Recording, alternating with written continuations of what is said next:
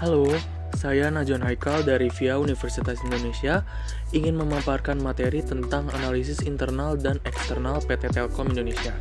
Sebelum mempelajari lebih lanjut, ada baiknya kita mengenal PT Telkom itu sendiri. Apa sih PT Telkom Indonesia itu? PT Telkom Indonesia (TBK) adalah badan usaha milik negara yang bergerak di bidang jasa layanan teknologi informasi dan komunikasi dan jaringan telekomunikasi di Indonesia. Telkom menyediakan jasa telepon tetap kabel, jasa telepon tetap nirkabel, jasa telepon bergerak, data internet, serta jasa multimedia lainnya. Beberapa produknya mungkin sudah familiar di benak para masyarakat seperti IndiHome, Flexi, T-Cash, Bayu, UCTV, dan lain sebagainya. Dalam upaya bertransformasi menjadi digital telecommunication company, Telkom mengimplementasikan strategi bisnis dan operasional perusahaan yang berorientasi kepada pelanggan atau customer oriented. Transformasi tersebut akan membuat organisasi Telkom menjadi lebih lean, agile dalam beradaptasi dengan perubahan industri telekomunikasi yang berlangsung dengan cepat. Organisasi yang baru juga diharapkan dapat meningkatkan efisiensi dan efektivitas dalam menciptakan customer experience yang berkualitas. Dalam menerapkan model bisnis digital telecommunication company, Telkom mulai saat ini membagi bisnisnya menjadi 3 digital business domain. Yang pertama, digital connectivity seperti fiber to the X, 5G, former defined networking, network function virtualization atau satellite. Lalu yang kedua, digital platform seperti data center, cloud, internet of things, big data atau artificial intelligence, dan cyber security. Lalu yang terakhir, digital services seperti enterprise dan consumer. Berikut ini adalah organizational structure dari PT Telkom Indonesia.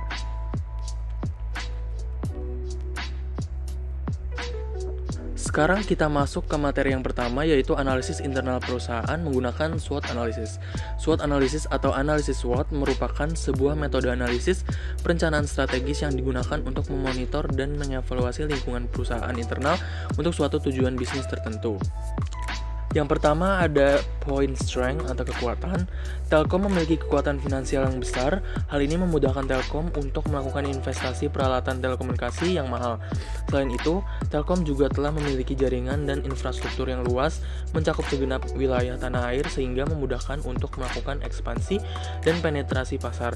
Selain itu, Telkom Indonesia juga menjadi satu-satunya perusahaan Indonesia yang masuk ke dalam daftar 500 merek paling bernilai di pentas global versi Brand Finance Global 500 tahun 2019 dengan brand value senilai 4 miliar US dollar, the brand strength index sebesar 85,54 serta brand rating AAA. Terakhir, pilihan produk dan cakupan serta beragam jenis layanan yang ditawarkan merupakan keunggulan strategis yang dimiliki oleh Telkom.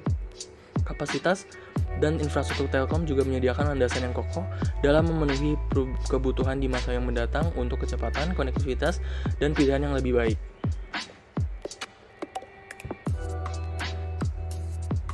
Selanjutnya ada poin weakness atau kelemahan. Telkom sebagai BUMN terbebani dengan beragam peraturan dan regulasi yang acap membuat mereka lamban dalam mengambil keputusan strategis. Juga intervensi dari pemerintah kadang membuat mereka juga tidak bisa bersikap dinamis dengan perubahan pasar. Langkah strategis merger dan akuisisi, investasi dan divestasi, serta pengelolaan anak perusahaan mengandung peluang dan risiko yang dapat mempengaruhi performasi keuangan perusahaan. Telkom masih memerlukan waktu untuk memastikan bahwa langkah-langkah strategis yang diambil membawa dampak positif bagi pertumbuhan perusahaan. Dalam hal ini, langkah-langkah yang diambil tersebut dapat menimbulkan dampak negatif yang material bagi perusahaan. Lalu ada point opportunity atau peluang. Seiring berkembangnya zaman, industri telekomunikasi dan informasi akan terus berkembang dan mempunyai peranan penting di Indonesia. Ditambah lagi dengan jumlah penduduk Indonesia yang makin banyak dan banyak diantaranya belum memakai atau memiliki akses internet. Lalu poin terakhir yaitu threats atau ancaman. Kondisi persaingan akan menjadi semakin ketat. Para provider internet bertarung untuk mendapatkan pelanggan-pelanggan yang jumlahnya makin kecil. Semakin kompetitifnya pasar telekomunikasi Indonesia sebagai akibat dari reformasi peraturan pemerintah, penyedia layanan multimedia internet dan layanan yang terkait dengan komunikasi data di Indonesia pada dasarnya bersaing dalam hal harga, rentang layanan yang disediakan, kualitas jaringan, jangkauan jaringan, dan kualitas layanan kepada pelanggan. Kebijakan pemerintah untuk mempertahankan pertumbuhan ekonomi sewaktu-waktu bisa berdampak langsung terhadap Telkom. Lalu yang terakhir, krisis keuangan global yang terjadi juga akan berdampak buruk secara material terhadap Telkom.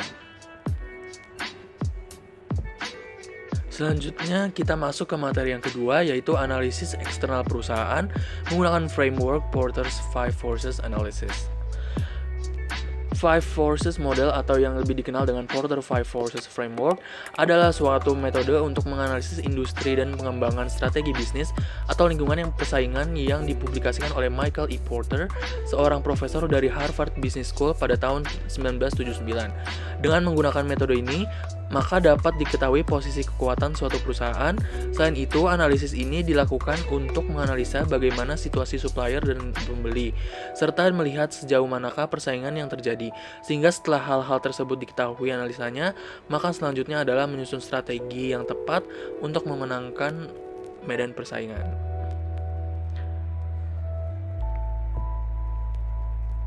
Poin pertama, the threat of new entrants. Munculnya provider-provider baru seperti First Media dan Biznet bisa mengancam pangsa pasar PT Telkom apabila tidak diantisipasi dengan tepat. Dengan mulai banyaknya pesaing baru yang bermunculan, tanda bahwa memang industri telekomunikasi mulai banyak dilirik para pelaku usaha, dan pertumbuhan industri sekarang ini juga mendukung sekali akan munculnya beragam pelaku usaha baru. Jadi dapat disimpulkan kekuatan dari masuknya pendatang baru adalah sedang. Lalu yang kedua ada threat of substitute. PT Telkom bukan satu-satunya perusahaan yang bergerak di bidang jasa layanan jaringan telekomunikasi. Ada banyak perusahaan substitute yang sama populernya dengan Telkom. Banyaknya layanan internet yang berbasis wireless yang mulai mengancam dengan kelebihan pesaing, menawarkan kemudahan akses bagi penggunanya, dan menawarkan harga yang di bawah Telkom. Meskipun layanan Telkom juga bisa digunakan semi wireless, namun masih membutuhkan kabel tembaga atau serat optik guna dipasangkan modem yang nantinya modem tersebut akan memberikan jaringan Wi-Fi. Jadi dapat disimpulkan kekuatan ancaman pengganti di lingkungan eksternal Telkom adalah tinggi. Lalu yang ketiga ada point rivalry among competitors. PT Telkom memiliki pesaing yang banyak. Ada banyak perusahaan lain dengan jenis produk yang sama. Sudah banyak pelaku penyedia internet yang menawarkan jasa internet dengan beragam pilihan, mulai dari kualitas dan harga. Akan tetapi dengan Telkom masih menguasai sebagian besar pangsa pasar, pesaing terbesar PT Telkom saat ini adalah perusahaan-perusahaan besar seperti XL Axiata dan Indosat. Jadi dapat disimpulkan kekuatan kompetisi PT Telkom adalah tinggi.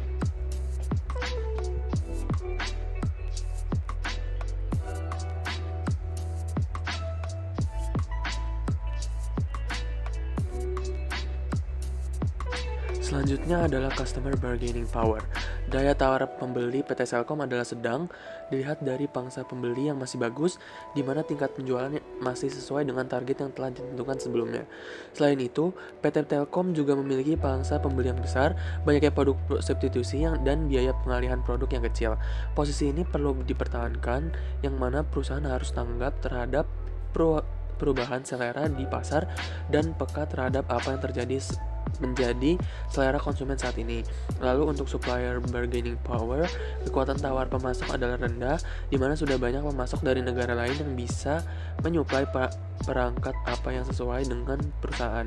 Ditambah lagi dengan banyaknya pemasok dari Cina yang harganya lebih murah dan sering menjadi rujukan Telkom seperti ZTE yang berasal dari Cina.